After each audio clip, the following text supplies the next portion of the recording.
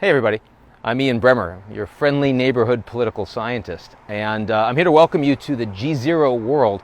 It's a new weekly show that I'm launching to talk about an incredibly exciting but also kind of dangerous time in the world around us. Look, I mean, this is a time we don't really trust our political leaders, our business leaders, our bankers, our media. We don't know who's leading the world. We don't really know what the United States stands for anymore. But we do know that the world is a place that we increasingly need to understand, and to the extent that I can help even a tiny bit. That's what this show is all about. Look, I think that if you don't like me, you probably won't like the show, but if you're willing to give it a shot, this could end up being fun, and we'll do it together. So what do you say? The GZero world, I'm Ian Bremmer, and I'm here with you.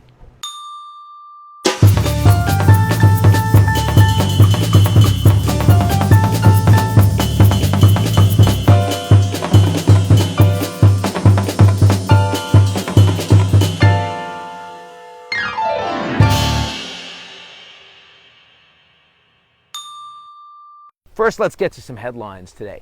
North Korea, we've been telling them for quite some time, stop it, North Korea, stop you testing those weapons, stop you developing those nukes, you got to be a nuclear-free place. They understand that's not about to happen. Most recently, launching a ballistic missile right across the north of Japan. Japanese waking up, hearing the government say you got to hide in basements because otherwise a missile from North Korea might hit you. It didn't, but nonetheless, what are we going to do about this? Well, we say that we're not going to talk anymore. That's Trump's tweet.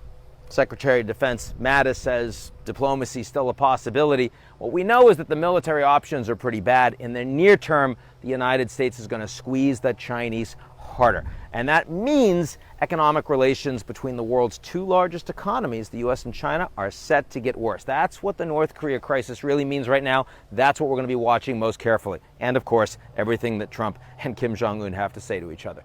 Second point, Afghanistan. We're sending more troops. How many? Not telling. What's the strategy? None of your business. But Trump's latest strategy on Afghanistan sounds a lot like what Obama was doing. Remember when Obama first came in? He said, not my war, don't want to fight it. Came in, listened to the generals, listened to the people that were back from the Bush administration, ended up with a troop surge. Trump says America first, don't want to fight these losing wars, but now we're going to send more. Why? Because the generals are saying we've got a mission, we've got to accomplish it. We're going to do more diplomacy. Now we're cutting back on the State Department. Humanitarian aid the Afghans need. Now we're cutting back on that too. This isn't a win. You don't go to Afghanistan to win. Ask the Soviets. But it is going to be a lot more years of fighting. At the end of the day, something we'll continue to talk about. How about some better news? Yes, NAFTA. NAFTA? NAFTA. Big trade deal, Trump says worst ever, but behind the scenes, the Americans, the Mexicans, Canadians are actually having constructive conversations about how we can improve it, modernize it, and say that we have a collective trifecta, a win. Is it going to happen?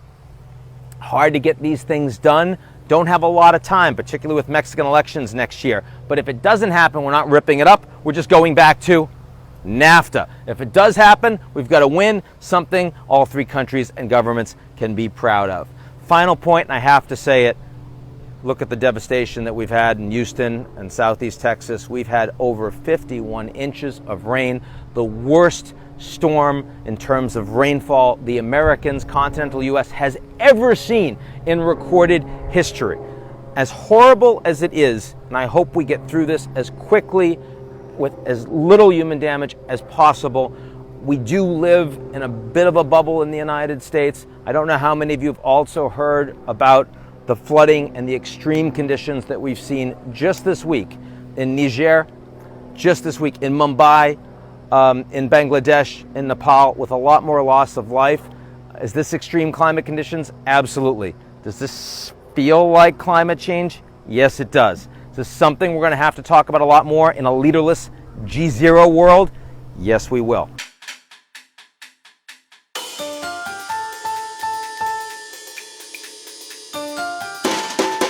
Hey everybody, I'm Ian Bremmer, and it is almost Labor Day. I'm going to be back to New York very, very soon, but for now I have your world in 60 seconds. They are lined up here. Your questions, let's go. North Korea is its latest missile test over Japan, a significant escalation or just bluster. It is a real escalation. It's telling the Trump administration, you warned us, here you go. Test right over Japan. By the way, we can hit Guam. Next one may be coming that direction. Let's see what the Trump administration does. UK will post-Brexit Britain find new trade partners.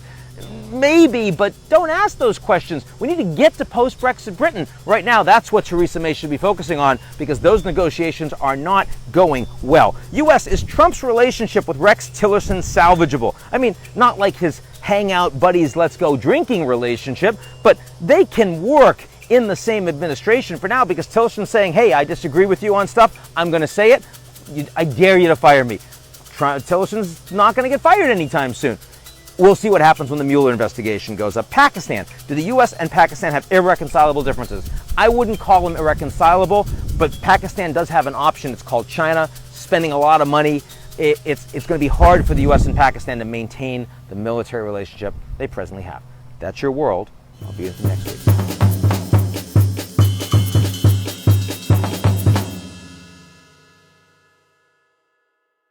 Ian Bremmer, on the motion Trump has picked a terrific team, are you yes or no? No. I need to tell the people who can only hear this moment that you did a head fake on that one. I did a head fake on that. Yeah, you're a no. You are a no. I am a no. I don't even believe you're a yes, honestly.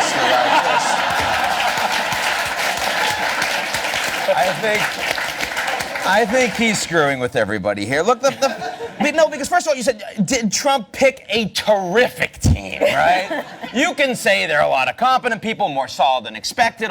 You can't say, first of all, he didn't pick, you do not pick your relatives, right? Your relatives, they're there, they're stuck with them, they're around. He's like, I gotta give them jobs, so there they are, right? I mean, at least Melania's kind of sidelined, so that's a good thing. But no, Jared and Ivanka, no, and Ben Carson, like, I mean, they wanted a black guy on cabinet, but seriously, I don't know much about Jamel's background, but I know he'd be better at HUD than Ben Carson, right? I mean, I know what it stands for. Exactly.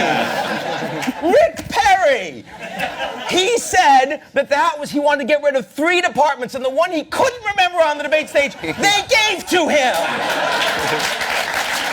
Okay? So, I mean, where are we going from this? This is a no.